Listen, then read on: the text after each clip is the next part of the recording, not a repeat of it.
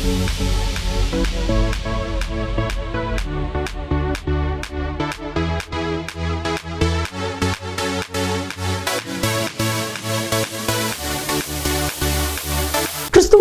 பிரியமான தெய்வ பிள்ளைகளை வெளிப்படுத்தின விசேஷம் பரலோகத்தின் சில காட்சிகள், கர்த்தராகிய இயேசு கிறிஸ்துவனுடைய வருகை, பூமியின் ராஜ்யங்களுடைய வரலாற்றினுடைய முடிவுகள், இவைகளை வெளிப்படுத்துவது தான் வெளிப்படுத்தின விசேஷம். இதனுடைய ஆசிரியர் அப்போஸ்தலனாகிய யோவான் பத்மத்துவில் சிறை கைதியாக இருக்கும் பொழுது கிரேக்க மொழியிலே எழுதப்பட்டது. பெரும்பாலும் அடையாள மொழிகளிலே எழுதப்பட்ட இந்த புத்தகம் மதிப்பிற்குரிய டாக்டர் ரெவரண்ட் பால்ராஜ் அதிசயமணி அவர்கள் மூலமாக நமக்கு டிராஸ்டிவின் மக்களுக்கு இது போதிக்கப்படுகிறது. தெய்வ மனிதர், தெய்வனால் பரிசுத்த ஆவியானவரால் வல்லமையாய் பயன்படுத்தப்படுகிற இவர்கள் கருக்கலான சத்தியங்களையும் ஆழமான உண்மைகளையும் மறைவான மறைப்பொருட்களையும் வெளிப்படுத்தி நமக்கு சொல்லி புரியக்கூடிய நல்ல தெய்வ மனிதர். தொடர்ந்து பாருங்கள். கர்த்தர் அன்பு பால்ராஜ் அவர்களை வல்லமையாய் பயன்படுத்தி வருகிறார். இந்த வெளிப்படுத்தின விசேஷம் உங்களுக்கு மிகுந்த பிரயோஜனமாக இருக்கும். கர்த்தர் உங்களை ஆசீர்வதிப்பார். ஆண்டவருடைய பிரசன்னத்திலே மீண்டுமாக உங்களை காணும் பொழுது அதிக மகிழ்ச்சி அடைகிறேன். இந்நாளிலும் உங்கள் மத்தியில் வந்து உறவு கொள்ளவும் ஆண்டவருடைய வசனத்தை பகிர்ந்து கொள்ளவும் தருணம் கொடுத்த ஆண்டவரை துதிப்பதோடு உங்களுக்கு என்னுடைய நன்றியை நான் தெரிவித்துக் கொள்கிறேன். வெளிப்படுத்தின விசேஷம் 14ஆம் அதிகாரத்திற்கு வாருங்கள். அந்த அதிகாரத்தை, அந்த பக்கத்தை திறந்து வைத்துக் கொள்ளுங்கள். முதல் 5 வசனங்களின் அடிப்படையிலே பூமியிலிருந்து மீட்டுக்கொள்ளப்பட்ட 1,44,000 பேரை குறித்து இன்றைய நாளிலே நாம் பார்க்க இருக்கிறோம். முதல் 2 வசனங்களை பார்ப்போம். வெளிப்படுத்தின விசேஷம் 14ஆம் அதிகாரம் முதல் 2 வசனங்கள். பின்பு நான் பார்த்தபோது இதோ சீயோன் மலையின் மேல் ஆட்டுக்குட்டியானவரையும் அவரோட கூட அவருடைய பிதாவின் நாமம் தங்கள் நெற்றிகளில் எழுதப்பட்டிருந்த 1,44,000 பேரையும் நிற்க கண்டேன் என்று வாசிக்கிறோம். சீயோன் மலையின் மேல். சீயோன் என்ற வார்த்தைக்கு வேதத்தில் சில அர்த்தங்கள். ஒன்று, அது பரலோகம் என்று அழைக்கப்படுகிறது. இரண்டாவதாக அது எருசலேம் என்று அறிந்து கொள்ளப்படுகிறது. மூன்றாவதாக அது சபை என்று அனுபவிக்கப்படுகிறது. சீயோன் என்றால் பரலோகம், சீயோன் என்றால் எருசலேம், சீயோன் என்றால் சபை, திருச்சபை, விசுவாசிகளின் கூட்டம். இப்படி சிலவாறு இந்த சீயோன் மலை என்பது வர்ணிக்கப்படுவதாக வேதத்தில் நாம் பார்க்கிறோம். சீயோன் மலையில் என்ன நடக்கிறது? பின்பு நான் பார்த்தபோது இதோ சீயோன் மலையின் மேல் ஆட்டுக்குட்டியானவரையும், அதாவது இயேசு கிறிஸ்துவையும், அவரோட கூட அவருடைய பிதாவின் நாமம் தங்கள் நெற்றிகளில் எழுதப்பட்டிருந்த 1,44,000 பேரையும் நிற்க கண்டேன். 1,44,000 பேர் வெளிப்படுத்தின விசேஷம் 7ஆம் அதிகாரத்திற்கு வித்தியாசமானவர்கள். வெளிப்படுத்தின விசேஷம் 7ஆம் அதிகாரத்தில் இஸ்ரவேல் கோத்திரங்களிலிருந்து தெரிந்து கொள்ளப்பட்ட 1,44,000 பேர், அவர்கள் இஸ்ரவேலர். இப்பொழுது நாம் பார்க்கக்கூடிய 1,44,000 பேர் பூமியிலிருந்து மீட்டு கொள்ளப்பட்டவர்கள். அந்தி கிறிஸ்துவின் நாட்களிலே தங்களை அதிகமாக சுத்தமாக காத்துக்கொண்டு ஆண்டவருக்கு பிரியமாக, ஆண்டவருக்கு பிரீதியாக வாழ்ந்தவர்கள். யார் என்று தெளிவாக அங்கு விளக்கமாக சொல்லப்படவில்லை. அவர்களை நாம் கட்டாயம் பார்ப்போம் வரக்கூடிய காலங்களிலே. ஆனால் அவர்களை குறித்து இன்றைக்கு சில ஆவிக்குரிய பாடங்களை படித்து கொள்ள வேண்டியது நம்முடைய கடமை. பிதாவின் நாமம் அவர்கள் நெற்றிகளில் எழுதப்பட்டிருந்தது. அதனுடைய பொருள் என்ன? ஆண்டவருடைய நாமம் என்றால் ஆண்டவருடைய பாதுகாப்பு, ஆண்டவருடைய முத்திரை என்பதும் பொருளாகும். கர்த்தருடைய நாமம் எழுதப்பட்டவர்கள் ஆண்டவரால் அழைக்கப்பட்டவர்கள், ஆண்டவரால் அங்கீகரிக்கப்பட்டவர்கள், ஆண்டவரால் பாவங்கள் மன்னிக்கப்பட்டவர்கள், பாதுகாக்கப்பட்டவர்கள். அது மட்டும் நமக்கு சரியாக தெளிவாக புலனாகிறது. ஆக பிதாவின் நாமம் தங்களுடைய நெற்றிகளில் எழுதப்பட்டவர்கள், இந்த நாமம் தரிக்கப்பட்டவர்களாக இருக்கும் பொழுது அவர்களுக்கு அதிக பாதுகாப்பு இருந்தது.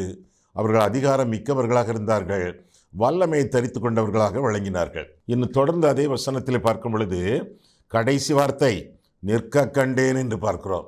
அவர்கள் உட்கார்ந்து கொண்டிருக்கவில்லை, நிற்க கண்டேன். அப்படின்னா என்ன ஒரு சேவையை செய்வதற்கும், எந்த ஒரு காரியத்திலும் ஆண்டவருக்கு கீழ்ப்படிதலும் அவர்கள் தயாராக இருந்தார்கள் என்று சொல்லி வேதம் கற்றுக் கொடுக்கிறது. ஆண்டவருடைய சமூகத்தில் நிற்கிறவர்கள் ஆண்டவருடைய குற்றேவல்களை, ஆண்டவர் சொல்லும் சத்தியங்களுக்கு கீழ்ப்படிய அவர்கள் தங்களை ஒப்புக் கொடுத்தவர்கள் என்று சொல்லி வேதம் நமக்கு தெளிவாக கற்றுக் கொடுக்கிறது. நாமந்தரிக்கப்பட்டவர்கள் எல்லா அதிகாரத்தையும் பெற தகுதி உள்ளவர்கள் என்று சொல்லி வேதம் நமக்கு கற்றுக் கொடுக்கிறது. யோவான் 1 அதிகாரம் 12-13 உங்களுக்கு தெரியுமே. அவருடைய நாமத்தின் மேல் விசுவாசம் உள்ளவர்களாய் அவரை ஏற்றுக்கொண்டவர்கள் எத்தனை பேர்களோ அத்தனை பேர்களும் தேவனுடைய பிள்ளைகளாகும்படி அவர்களுக்கு அதிகாரம் கொடுத்தார். அவர்கள் இரத்தத்தினாலாவது மாம்ச சித்தத்தினாலாவது புருஷனுடைய சித்தத்தினாலாவது பிறவாமல் தேவனால் பிறந்தவர்கள். ஆண்டவருடைய நாமம் தரிக்கப்பட்டவர்கள் அதிகாரம் பெற்றவர்கள், ஆண்டவருடைய பிள்ளைகள் என்ற தகுதி பெற்றவர்கள். அப்போ பிள்ளைகளானால் சுதந்திரரும் ஆமே, தேவனுடைய சுதந்திரரும் கிறிஸ்துவுக்கு உடன் சுதந்திரரும் ஆமே என்று சொல்லி ரோமர் 8 அதிகாரம் 17 வாசிக்கிறோம்.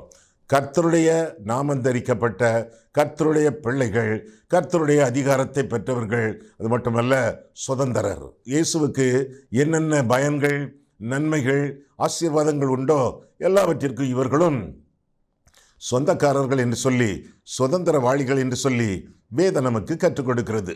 அடுத்த வசனம் பாருங்க.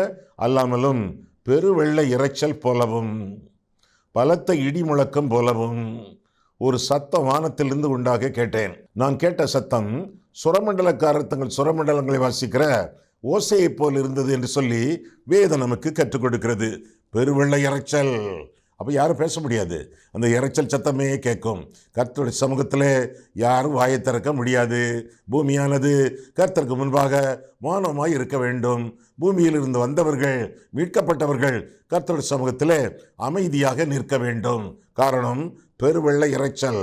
2 பலத்த இடி முழக்கம். 3 சுரமண்டல ஓசை. 4 புது பாட்டு, புதிய பாடல் என்று சொல்லி கூட அங்கே நாம் பார்க்கிறோம். 3ஆம் வசனம் பாருங்கள்.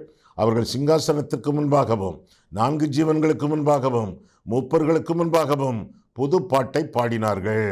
சிங்காசனத்தை பற்றி நாம் சிந்தித்திருக்கிறோம், ஜீவன்களை பற்றி நாம் அறிந்திருக்கிறோம், 24 மூப்பர்களை பற்றியும் நாம் பார்த்திருக்கிறோம். அவர்களுக்கு முன்பாக புது பாட்டை பாடினார்கள். அந்த பாட்டு பூமியிலிருந்து மீட்டு கொள்ளப்பட்ட 1,44,000 பேர்களை இல்லாமல் வேறொருவரும் கற்றுக்கொள்ளக்கூடாது இருந்தது. ஆனால் இவர்களோ கற்றுக்கொண்டார்கள் என்று சொல்லி வேதம் நமக்கு கற்றுக் கொடுக்கிறது. புது பாட்டை அவர்கள் பாடினார்கள் என்று சொல்லி வேதம் நமக்கு தெளிவாக அறிவிக்கிறது. கர்த்தருக்கு புது பாட்டை பாடுங்கள் என்று சொல்லி வேதத்திலே பல வசனங்களிலே நாம் பார்க்கிறோம். கர்த்தருக்கு புது பாட்டை பாடுங்கள் அப்படின்னு என்ன அர்த்தம்? அவ்வப்போது புதிய பாடல்கள் எழுதி மெட்டு கட்டி கர்த்தருக்கு முன்பாக காணிக்கையாக அதை பாடுங்கள் என்பது பொருளாகும். கர்த்தருக்கு புது பாட்டு 33ஆம் சங்கீதம் 3ஆம் வசனம், 40ஆம் சங்கீதம் 3ஆம் வசனம், 96ஆம் சங்கீதம் 1ஆம் வசனம், 149ஆம் சங்கீதம் 1ஆம் வசனம். கர்த்தருக்கு புது பாட்டை பாடுங்கள், கர்த்தருக்கு புது பாட்டை பாடுங்கள் என்ற வசனங்கள் திரும்ப மீண்டும் வேதத்தில் குறிப்பிடப்படுகின்றன. ஆமாம், ஒரு காலத்தில் ஒரு பாட்டை கேட்டோம், ரொம்ப இனிமையாக இருந்துச்சு, ரொம்ப அர்த்தம் பொதிந்ததாக இருந்தது, வேதத்தின் ஆதாரத்தின்படி இருந்தது. அதை திரும்ப நாம் பாட கேட்டுக்கொண்டிருந்தோம், நாமே பாடினோம், நாமே விசில் அடித்தோம். அந்த பாட்டு ரொம்ப இனிமையாக இருந்தது. இப்போ அந்த பாட்டுக்கு என்னாச்சு? ரொம்ப நாள் ஆச்சு, அந்த பாட்டை இப்போ யாருமே பாடுறதில்லையே, பழசா போச்சு. எந்த பாட்டு புது பாட்டாக இருந்தாலும் 2-3 வருஷம்தான், அல்லது மேக்சிமம் 10 வருஷம்தான். அதுக்கு பிறகு நினச்சி பார்க்கறதுக்கே ஆள் இல்லை. துங்கனில் ஒதுங்குவோன் பங்கமின்றி தங்குவான் அப்படின்னு ஒரு பாட்டு உண்ட கீர்த்தனையில். என்ன ஆர்வமாக பாடணும், ஏறக்குறை 30 வருஷத்துக்கு முன்னால். இப்போ அந்த பாட்டு எங்கே போச்சு? காணவே இல்லை. இத்தனைக்கு புஸ்தகத்தில் இருக்கு, யாரும் அதை இப்போ பாடுறதில்ல. பின்ன ஒரு பெரிய பரிதாபமான நிலைமை என்னென்னா, இன்றைக்கி பல பாடல்கள் டப்பாங்குத்து பாடல்களாக இருக்கின்றன. துதி ஆராதனை என்ற பெயரிலே வேதத்திற்கு புறம்பாக எத்தனையோ பாடல்கள் இன்றைக்கு வந்துவிட்டன. புதிய பாடல் என்ற பெயரிலே பாடல்கள் பாடும் பொழுது ஜாக்கிரதையாக இருக்க வேண்டும். இத்தனா நம்பர் பாடலை பாட கடவோம் அப்படின்னு அறிவிப்பு கொடுத்தா அந்த பாடலை எடுத்து மேலிருந்து கீழே வர எல்லா வரிகளையும் வார்த்தைகளையும் நாம் வாசிக்க வேண்டும். தப்பு மாதிரி தெரிஞ்சது, வேதத்தின் அடிப்படையில் இல்லை, அவன் சொந்த புத்தியின்படி எழுதியிருக்கான் அப்படின்னா பாடாமல் இருப்பது நல்லது. நான் பாடவே மாட்டேன். எந்த ஒரு பாடலாக இருந்தாலும் திருமறையின் அடிப்படையிலே தெரிவு செய்த எழுதப்பட்ட பாடலாக இருக்க வேண்டும். ஆனால் சில பாடல்கள் ரொம்ப பழைய பாடல்கள், இன்றைக்கும் பெயர் பெற்ற பாடல்கள். காரணம், அந்த அர்த்தத்தில் உள்ள புதினங்கள், அந்த பாடலில் உள்ள புதுமைகள், அந்த பாடலில் உள்ள ஆவிக்குரிய அர்த்தங்கள், ஆழமான சத்தியங்கள் இன்னும் நம்மை அசைத்து கொண்டிருக்கின்றன. அந்த ராகம், அந்த மெட்டு ரொம்ப கவர்ச்சிகரமாக இருப்பது மட்டுமல்ல, நம்மை ஆவிக்குரிய ஆழத்திற்கு அழைத்து செல்கிறது. திரும்ப திரும்ப பாடுகிறோமே, திரும்ப திரும்ப அந்த பாடல்களை பாடும் பொழுது எல்லாமே நமக்கு புதியதாக தெரிகிறது. அப்படின்னா புதிய பாட்டுன்னா என்ன அர்த்தம்? கர்த்தருக்கு புதுப்பாட்டை பாடுங்கள். என்ன அர்த்தம் அப்படின்னா, புதிய புதிய அனுபவங்களின் அடிப்படையிலே எழுதப்படும் பாடல்கள், அவற்றை பாடும் பொழுது அவையெல்லாம் புதிய பாடல்களாக அழைக்கப்படுகின்றன. கர்த்தருக்குள்ளான புதிய புதிய அனுபவங்களை அனுபவித்து பாடல் எழுதி ராகம் போட்டு பாடும் பொழுது புதிய பாடல்களாக கருதப்படுகின்றன. சில சமயங்களிலே பாடக்கூடிய நபரை பொறுத்தது, அந்த நபருடைய வாழ்க்கை, அவருடைய சாட்சி, அவருடைய பரிசுத்தம், அவருடைய ஈகை, அவருடைய திருப்பணி ஈடுபாடுகள், இதையெல்லாம் பார்த்து அவர் பாடலை கேட்கும் பொழுது பாட வேண்டும் என்ற ஆசை நமக்கும் வந்து விடுகிறது. ஆசிரியரை பொறுத்தது, பாடும் நபரை பொறுத்தது.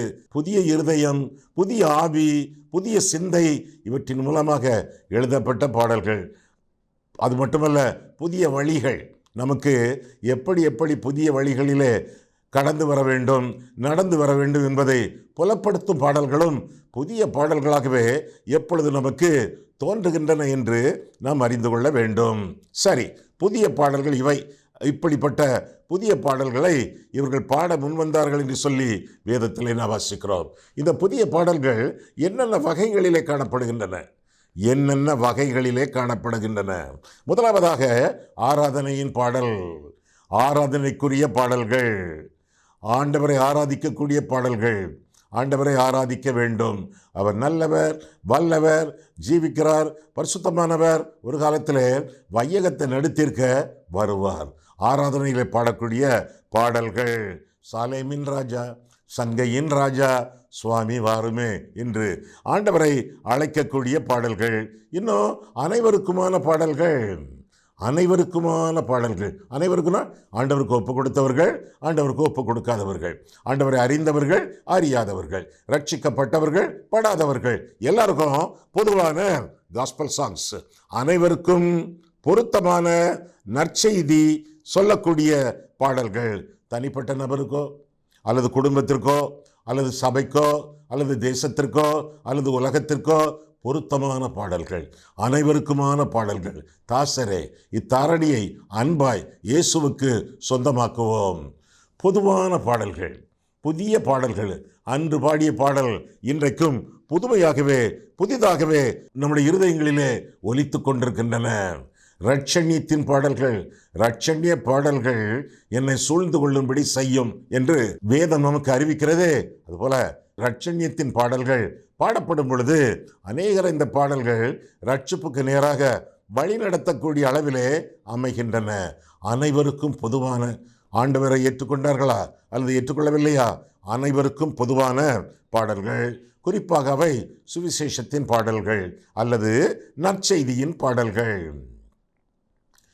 10 குஷ்டரோகிகள், ஆண்டவர் 10 பேருக்கும் குணம் கொடுத்தார். 10 பேரும் அவர்கள் சுகம் பெற்றார்கள். 9 பேர் சுகம் பெற்ற பிறகு ஆண்டவர் பக்கத்திலே வரவில்லை, அப்படியே தலைமறைவாகிவிட்டனர். ஒரே ஒருத்தன் மட்டும் திரும்பி வந்தான். அவனும் ஒரு விரோதி, யூதன் அல்ல, அவன் சமாரியனாக இருந்தான் என்று வேதத்தில் நான் வாசிக்கிறோம். வந்து கர்த்தருக்கு நன்றி செலுத்துகிறான். ஆண்டவர் அவனை பார்த்து சொன்னார், உன் விசுவாசம் உன்னை ரட்சித்தது. 10 பேருக்கு சரீர சுகம், ஒருவனுக்கு மட்டும் சரீர சுகமும் ரட்சிப்பும். மற்ற 9 பேருக்கு சரீர சுகம் ரட்சிப்பு இல்லை. ரட்சிக்கப்படவில்லை என்றால் ஜீவ புஸ்தகத்தில் பெயர் எழுதவில்லை. ஜீவ புஸ்தகத்தில் பெயர் எழுதப்படவில்லை என்றால் நரகம். பொதுவான பாடல்கள், இரட்சண்யத்தின் பாடல்கள் நம்மை சூழ்ந்து கொள்ளும்படி செய்யும் என்று வேதத்தில் வசிக்கிறோமே. ஆக இந்த மாதிரி பாடல்களை நம்முடைய வாழ்க்கையில் அனுபவித்து வாழ வேண்டும் என்றால் ஆண்டவர் இயேசு கிறிஸ்து வாழ்க்கையிலே பிரவேசிக்க வேண்டும். அவருக்கு முதலிட முக்கியத்துவம் கொடுக்க வேண்டும். அப்படி இருக்கும் பொழுது மற்றவர்கள் ஆத்தும ஆதாயம் பண்ணப்பட்டு ஆண்டவருடைய திருச்சபையிலே சேரத்தக்கதாக அருட்பணியின் பாடல்களை நாம் பாடலாவோம். அருட்பணி அப்படின்னா ஊழியம், முதல்ல ஜீவியம் சரியாகிட்டு உடனே ஊழியம் தானே. உள்மூச்சு எடுத்தா வெளிமூச்சு விடணுமே. உள்மூச்சுனா என்னது? இயேசுவை இரட்சகராக ஏற்றுக்கொள்வது. வெளிமூச்சுனா என்னது? இயேசுவை இரட்சகராக எடுத்துரைப்பது. ஏற்றுக்கொள்வதும் எடுத்துரைப்பதும் பொதுவாக அமைய வேண்டிய, அனிச்சை செயல் போல அமைய வேண்டிய, கண்டிஷனல் ரிஃப்ளெக்ஸ் அமைய வேண்டிய பாடல்களாகும். ஆக முதலாவதாக ஆராதனையின் பாடல், இரண்டாவதாக அனைவருக்குமான பாடல், மூன்றாவதாக அருட்பணியின் பாடல், ஆண்டவருடைய ஊழியத்தை செய்ய மக்களை உந்து சக்தி போல எழுப்பக்கூடிய அருட்பணியின் பாடல்கள். இன்னும் நான்காவதாக பார்க்கும் பொழுது அர்ப்பணத்தின் பாடல். ஆண்டவருக்கு நம்முடைய ஆவி உடல் பொருள் அனைத்தையும் சமூலமாக சமர்ப்பித்து, ஆண்டவரே உம்முடைய சித்தத்திலே நான் வாழ்வேன் என்று சொல்லி பூரணமாக நம்முடைய வாழ்க்கையை ஆண்டவர் கையிலே ஒப்புக் கொடுப்பது. ஐயா நிறைய காணிக்கை கொடுக்குறேன் ஐயா, அதெல்லாம் அர்ப்பணம் தானே ஐயா. ஆஹா, தேவனுக்கு தேவை உங்கள் பணம் அல்ல, தேவனுக்கு தேவை உங்கள் அர்ப்பணம். அர்ப்பணம் இல்லாத மனுஷனுடைய பணம் அற்பமான பணம். ஆண்டவருக்கு நம்முடைய வாழ்க்கையை அர்ப்பணித்து, ஆண்டவரே நான் வாழும் வாழ்க்கை நீர் எனக்கு தந்த வாழ்க்கை, நான் வாழும் வாழ்க்கை நான் பெற்ற இரவலான வாழ்க்கை, இந்த வாழ்க்கை எனக்கு சொந்த வாழ்க்கை அல்ல, நீர் தந்த வாழ்க்கை. எனவே இந்த வாழ்க்கையை நான் எனக்காக வாழ மாட்டேன், உமக்காக வாழ்வேன் என்று சொல்லி ஆண்டவருக்கு இந்த வாழ்க்கையை அர்ப்பணித்து ஆண்டவருடைய சித்தத்தின் நடுவில் ஜீவிக்கத்தக்கதாக நாம் அழைக்கப்படுகிறோம். என்னதெல்லாம் சொன்னேன்?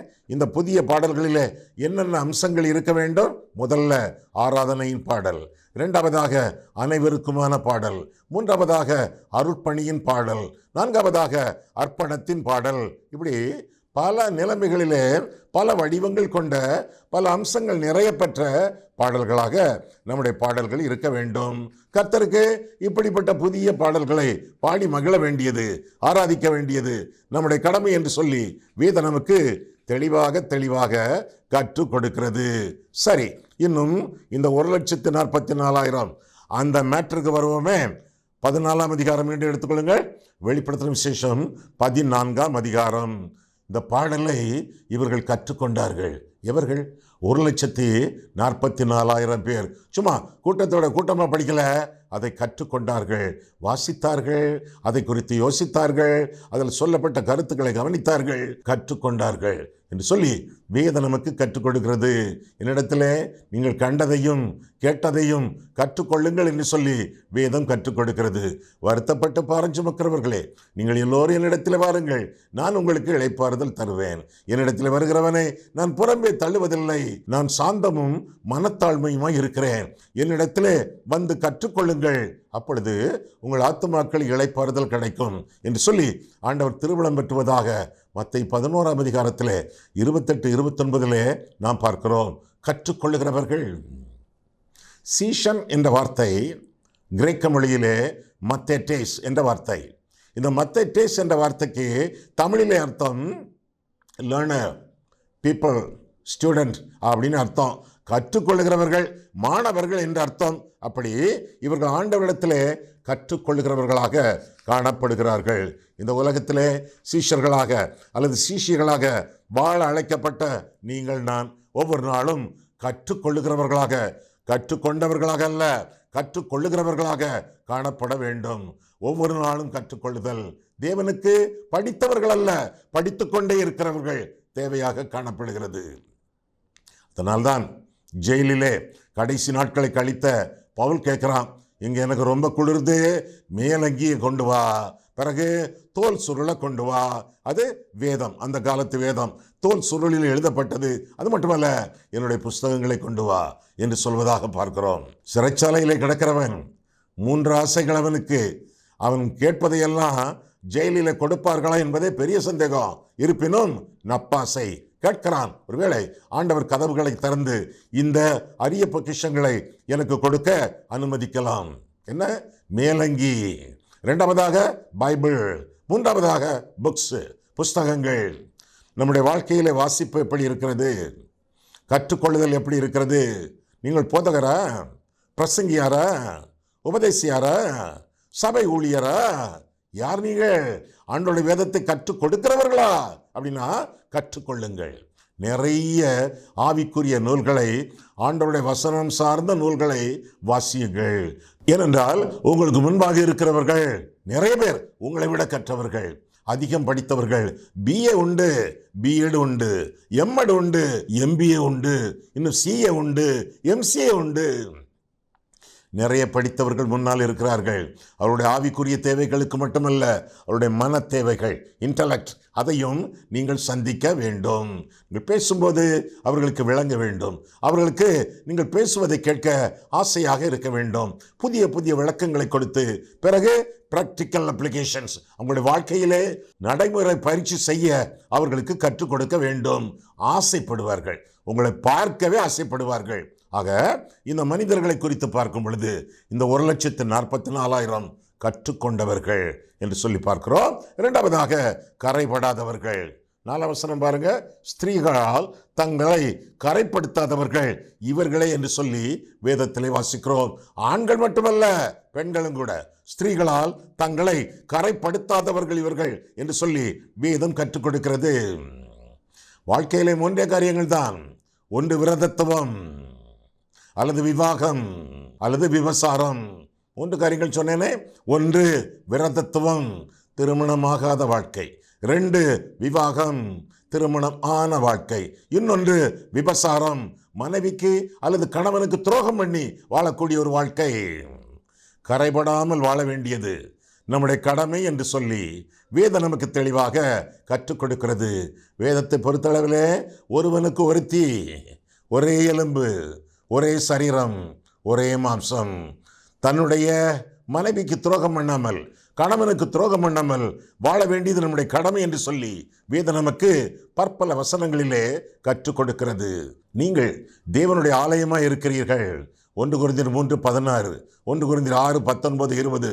எனவே உங்களுடைய சரீரத்தினாலும் ஆவியினாலும் தேவனை மகிமைப்படுத்துங்கள் என்று சொல்லி வேதத்திலே வாசிக்கிறோம். உங்களுடைய சரீரங்களை புத்தியும் பரிசுத்தமும் உள்ள ஜீவ பலியாக தேவனுக்கு ஒப்புக் கொடுக்க வேண்டும். இதுவே நீங்கள் செய்யத்தக்க புத்தியுள்ள ஆராதனை. ரோமர் 12:1, ரோமர் 6:13 சரீரத்தின் அங்கங்களை நீதியின் ஆயுதங்களாக தேவனுக்கு ஒப்புக் கொடுத்து வாழ வேண்டும். ஆக முதலாவதாக கற்றுக்கொள்ளுகிறவர்கள், இரண்டாவதாக கரைபடாதவர்கள், மூன்றாவதாக கற்புள்ளவர்கள். அதே 4 வசனம்.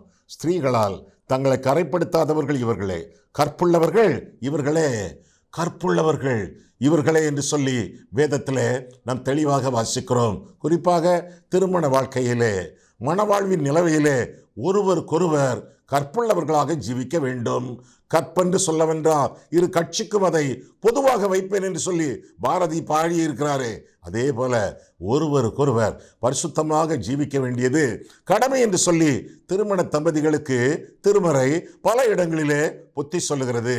கற்புள்ளவர்களாக ஜீவிக்க வேண்டியது நம்முடைய கடமை என்று சொல்லி வேதம் நமக்கு கற்றுக்கொள்ளுகிறது. மீண்டும் நம்முடைய சரீரம் தேவனுடைய ஆலயம். ஒருவன் தேவனுடைய ஆலயத்தை கெடுத்தால் அவனை தேவன் கெடுப்பார் என்று சொல்லி வாசிக்கிறோம். தேவாலயம் என்ற தமிழ் வார்த்தை 3 தமிழ் வார்த்தைகளாலான ஒரே வார்த்தை. தேவ், ஆ, லயம், தேவாலயம். தேவ் என்றால் தேவன் என்ற அர்த்தம். ஆ என்றால் ஆத்துமா என்பது பொருள். லயம் என்றால் வசிக்கும் இடம் என்ற அர்த்தமாம். தேவன் வசிக்கும் இடம் ஆத்துமா என்பதுதான் தேவாலயம் என்ற வார்த்தையின் திரண்ட பொருள். தேவாலயமாகிய நம்முடைய சரீரத்தை ஆண்டவருக்கு மகிமையாக காத்து கொண்டு வாழ வேண்டியது நம்முடைய கடமை என்று சொல்லி வேதம் நமக்கு கற்றுக் கொடுக்கிறது. சரி, மீண்டும் சொன்ன காரியங்களை சொல்லுகிறேனே. எதுக்கு ஐயா? ஏனென்றால் ஒருவேளை ஏதாவது பாயிண்ட்டை நீங்கள் விட்டிருந்தா அது திரும்ப உங்களுக்கு சொல்லித் தருவதற்கு ஆட்கள் பக்கத்தில் இல்லாமல் இருக்கலாமே. அதனாலே செக்லிஸ்ட் திரும்ப இருக்கா நான் உங்களுக்கு சொல்லுகிறேன். முதலாவதாக கற்றுக்கொள்ளுகிறவர்கள், இரண்டாவதாக கரைபடாதவர்கள், மூன்றாவதாக கற்புள்ளவர்கள், நான்காவதாக கர்த்தரை பின்பற்றுகிறவர்கள். அதே 4ஆம் வசனம். ஸ்திரீகளால் தங்களை கரைப்படுத்தாதவர்கள் இவர்களே, கற்புள்ளவர்கள் இவர்களே. ஆட்டுக்குட்டியானவர் எங்கே போனாலும், ஆட்டுக்குட்டியானவர்னா ஆண்டவராகிய இயேசு, ஆட்டுக்குட்டியானவர் எங்கே போனாலும் அவரை பின்பற்றுகிறவர்கள் இவர்களே என்று சொல்லி வாசிக்கிறோம். ஆண்டவரை பின்பற்றக்கூடியவர்கள், ஆண்டவர் நடந்த வழியிலே நடக்கக்கூடியவர்கள். எப்படி? ஆண்டவரை பின்பற்றுதல் என்றால் என்ன? ஒரே வசனத்தில் விளக்கம் கூற முடியுமா? மத்தேயு 16ஆம் அதிகாரம் 24ஆம் வசனம். சீஷத்துவத்தின் சிறந்த ரகசியம் என்ன சொல்லப்பட்டிருக்கிறது? ஒருவன் என்னை பின்பற்ற விரும்பினால், ஒருவன் கிறிஸ்தவன் மட்டுமல்ல, ஒருவன். விசுவாசி மட்டுமல்ல, ஒருவன். ஒருவன், யாராவது ஒருவன் என்னை பின்பற்ற விரும்பினால் அவன் தன்னைத்தான் வெறுத்து தன் சிலுவை எடுத்துக்கொண்டு அனுதினமும் என்னை பின்பற்ற கடவன். சிலுவை சுமக்காதவன் சீஷனாகவோ சாட்சியாகவோ இருக்கவே முடியாது. சிலுவை எடுத்துக்கொண்டு இழுத்துக்கொண்டு அல்ல, தரதரவென்று இழுத்துக்கொண்டல்ல, சந்தோஷமாக சுமந்து கொண்டு ஒருவன் என்னை பின்பற்ற விரும்பினால் அவன் தன்னைத்தான் வெறுத்து தன் சிலுவையை எடுத்து எத்தனை நாளே அனுதினமும் என்னை பின்பற்ற கடவன். இது சீஷத்துவத்தின் அடிப்படை ரகசியம். கிறிஸ்துவை பின்பற்றுகிறவர்கள் இப்படி செய்வார்கள். ஆண்டவர் நம்முடைய மேய்ப்பராச்சே அப்படின்னா நம்மெல்லாம் ஆடுகள் என்ன செய்யணும்? மேய்ப்பனோட சத்தத்துக்கு கீழ்ப்படியணும். ரெண்டாவது, மேய்ப்பனை பின்பற்றணும். சத்தத்துக்கு செவி கொடுக்க வேண்டும், பின்னர் மேய்ப்பனை பின்பற்ற வேண்டும். அவர்கள்தான் உண்மையான ஆடுகள். உண்மையான ஆடுகளுக்கு மட்டுமே என் ஜீவனுள்ள நாளெல்லாம் நன்மைதான் என்னை தொடரும், கிருபைதான் என்னை தொடரும் என்று சொல்லி வாக்குத்தத்தம் ஆசீர்வாதமாக வாக்களிக்கப்பட்டிருக்கிறது. இப்படியாக கர்த்தரை பின்பற்றுகிறவர்கள் காணப்பட வேண்டும் என்று சொல்லி வேதத்திலே நாம் வாசிக்கிறோம். இன்னும் ஐந்தாவதாக இந்த மனிதர்களை குறித்து பார்க்கும் பொழுது அவர்கள் கர்த்தரால் மீட்கப்பட்டவர்கள் என்று சொல்லி கூட வேதத்திலே வாசிக்கிறோம். அதே 4 வசனத்திலே பார்க்கும் பொழுது கடைசி பகுதி, இவர்கள் மனுஷரில் இருந்து தேவனுக்கும் ஆட்டுக்குட்டியானவருக்கும் முதற் பலனாக மீட்டு கொள்ளப்பட்டவர்கள் என்று சொல்லி வேதத்திலே வாசிக்கிறோம். முதற் பலன்னா த பெஸ்ட், மிகவும் மிகவும் சிறந்தவர்கள், மிகவும் சிறந்தவர்கள், அருமையானவர்கள், மீட்டு கொள்ளப்பட்டவர்கள், முதற் பலன்களாக மீட்டு கொள்ளப்பட்டவர்கள் என்று சொல்லி வேதம் கற்றுக் கொடுக்கிறது. அப்போ இந்த 1,44,000 பேர் அவர்கள் ரட்சிக்கப்பட்டவர்கள், மீட்டு கொள்ளப்பட்டவர்கள், அந்தகார இருளிலிருந்து ஆச்சரியமான ஒளியினிடத்திற்கு வரவழைக்கப்பட்டவர்கள். அவர்களே மீட்கப்பட்டவர்கள். ஒரு நாளிலே இவர்கள் படைக்கப்பட்டவர்கள், பிறகு ஒரு நாளிலே அவர்கள் இழந்து போனவர்கள், பிறகு அவர்கள் மீட்கப்பட்டவர்கள், அதன் பின்பு அவர்கள் அழைக்கப்பட்டவர்கள், அதன் பின்பு அவர்கள் அனுப்பப்பட்டவர்கள். இத்தனை சிறப்புகள் நமக்கு உண்டே. கர்த்தராலே முதற் பலன்களாக மீட்டு கொள்ளப்பட்டவர்கள், கர்த்தரை குறித்து மற்றவர்களுக்கு அறிவிக்க கடமைப்பட்டவர்கள் என்று சொல்லி வேதம் நமக்கு கற்றுக் கொடுக்கிறது. ஆறாவதாக, 6 பாயிண்ட் சொல்லிட்டீங்களா? ஆமா, 6வது பாயிண்ட் சொல்ல போறேன். முதலாவதாக கற்றுக்கொள்ளுகிறவர்கள், இரண்டாவதாக கரைபடாதவர்கள், மூன்றாவதாக கற்புள்ளவர்கள், நான்காவதாக கர்த்தரை பின்பற்றுகிறவர்கள், ஐந்தாவதாக கர்த்தரால் மீட்டு கொள்ளப்பட்டவர்கள், ஆறாவதாக கபடற்றவர்கள். கபடே கிடையாது, சுத்தமானவர்கள், உண்மை உத்தமாக ஜீவித்தவர்கள். 5ஆம் வசனம் பாருங்க, இவர்களுடைய வாயிலே கபடம் காணப்படவில்லை என்று சொல்லி அந்த பகுதியிலே நான் வாசிக்கிறோம். கபடம் இல்லாமல் வாழ்கிறவர்கள் வெரி இன்னசென்ட் பீப்புள். ஆண்டவரை மட்டும்தான் அவர்களுக்கு தெரியும். மற்ற காரியங்கள், அசுத்தமான காரியங்கள், அயோக்கியத்தனமான காரியங்கள் அவர்களுக்கு தெரியாது. தெரிந்து கொள்வதிலே அவர்களுக்கு நாட்டமும் இல்லை. கபடற்றவர்கள். ஐயா, கபடற்றவர்களாக இந்த உலகத்தில் வாழ முடியுமா? இதோ கபடற்ற உத்தம இஸ்ரவேலன் என்று சொல்லி ஆண்டவர் நாத்தான் வேலை பார்த்து ஆண்டவர் சொன்னாரே, உண்மையும் உத்தமமான ஊழியக்காரனே என்ற வார்த்தையை எதிர்பார்த்துதானே இந்த உலகத்திலே நாம் வாழ்ந்து கொண்டிருக்கிறோம். உத்தமமாய் என்னை பின்பற்றின காலேப் என்று சொல்லி ஆண்டவர் அவனை குறித்து பாராட்டி சொன்னாரே. உத்தமன், சன்மார்க்கன், தேவனுக்கு பயப்படுகிறவன், தீமைக்கு விலகுகிறவன். யோபு அவனை குறித்து ஆண்டவர் 4 சாட்சிகள் சொன்னாரே.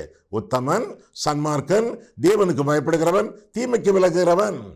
இவர்களெல்லாம் மனிதர்கள் தானே, இவர்களெல்லாம் நாசியிலே சுவாசமுள்ள மனிதர்கள் தானே. அவர்களைப் போல நாமும் வாழ்ந்து ஆண்டவருக்கு மகிமையாக முன்னேறி செல்ல வேண்டியது நம்முடைய கடமையாகும். கபடற்றவர்கள். கடைசியாக இன்னொரு காரியத்தை குறித்து நாம் பார்க்கும் பொழுது 5ஆம் வசனத்திலிருந்தே, இவருடைய வாயிலே கபடம் காணப்படவில்லை, இவர்கள் தேவனுடைய சிங்காசனத்திற்கு முன்பாக மாசில்லாதவர்களாய் இருக்கிறார்கள். மாசற்றவர்கள், களங்கம் இல்லாதவர்கள் என்று சொல்லி அவர்களை குறித்து பார்க்கிறோம். மாசில்லாதவர்கள், பரிசுத்தமானவர்கள், களங்கம் மற்றவர்கள் என்று சொல்லி அவர்களை குறித்து வேதம் நமக்கு கற்றுக் கொடுக்கிறது. எந்த சூழ்நிலையிலே, எந்த நிலையிலே, எந்த கோணத்திலே பார்த்தாலும் சுத்தமானவர்கள், பரிசுத்தமானவர்கள், மாசற்றவர்கள், களங்கம் இல்லாதவர்கள். ஐயா, களங்கமில்லாத வாழ்க்கை வாழணும்னா என்ன செய்யணும்? ஒவ்வொரு நாளும் நிமிஷந்தோறும் ஆண்டவருடைய இரத்தம் தெளிக்கப்பட்டவர்களாக வாழ வேண்டும். இயேசு கிறிஸ்துவின் இரத்தம் சகல பாவங்களை நீக்கி நம்மை சுத்திகரிக்குமே. ஒவ்வொரு நாளும் ஒவ்வொரு வேளையும் ஆண்டவருடைய பரிசுத்த வசனத்திற்கு ஒப்பு கொடுத்து வாழ வேண்டும். உம்முடைய சத்தியத்தினாலே அவர்களை பரிசுத்தமாக்கும். உம்முடைய வசனமே சத்தியம் என்று சொல்லி வேதத்திலே வாசிக்கிறோமே, யோவான் 17:17. அப்படியாக ஆண்டவருடைய சத்தியத்திற்கு கீழ்ப்படிந்து சுத்தமாக ஜீவிக்க வேண்டும். களங்கமற்றவர்கள் என்றால் பரிசுத்த ஆவியானவருடைய ஆளுகையிலே வாழ வேண்டும். ஆவியானவருக்கு பரிசுத்த ஆவி என்ற அடைமொழி சிறப்பு பெயர் எப்படி உண்டானது? அவர் பரிசுத்தப்படுத்தும் ஆவியானவர், பரிசுத்தம் எதிர்பார்க்கும் ஆவியானவர், பரிசுத்தம் உள்ள ஆவியானவர், பரிசுத்தம் விரும்பும் ஆவியானவர். எனவே ஆவியானவர் பரிசுத்த ஆவி என்று வேதத்திலே அழைக்கப்படுகிறார். தாவீது ஒரு பாவ அறிக்கை பாடலை பாடினான். 51ஆம் சங்கீதம் உங்களுக்கு தெரியும். அந்த 51ஆம் சங்கீதத்திலே ஏறக்குறைய பாதி வேதத்திலே பரிசுத்த ஆவிங்கிற வார்த்தை கிடையாது. முதல் முறை ஆவியானவர் பரிசுத்த ஆவி என்று அறிமுகப்படுத்தப்படக்கூடிய இடம் 51ஆம் சங்கீதம் 11ஆம் வசனம். உம்முடைய சமூகத்தை விட்டு என்னை தள்ளாமலும் உம்முடைய பரிசுத்த ஆவியை என்னிடத்திலிருந்து எடுத்துக்கொள்ளாமலும் வரும். முதல் முறை ஆவியானவர் பரிசுத்த ஆவியானவராக, எதற்கு? வாழ்க்கையிலே பரிசுத்தம் தரக்கூடியவர்.